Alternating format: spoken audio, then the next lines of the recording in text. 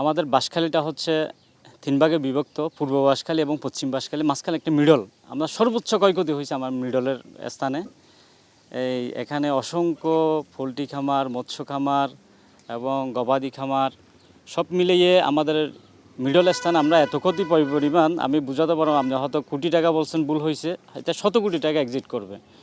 মূলত আমার আছে নিজের 20টা প্রজেক্ট। 20টা প্রজেক্টের মধ্যে একটা প্রজেক্ট একটু হয়তো উন্নতির দিকে, আরগুলো সব এখনো পানির নিচে।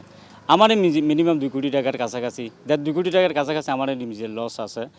দেখ এখন হচ্ছে লসটা তো এটা হয়ে যায়। আমরা বিভিন্ন লোন নিয়ে, আর্থিক প্রতিষ্ঠান থেকে হ্যান্ড লোন, বিভিন্ন রকম লোন নিয়ে এই প্রজেক্টগুলো পরিচালনা করি। যারা প্রজেক্ট করে তারা লোন ছাড়া কোনো প্রজেক্ট নেই।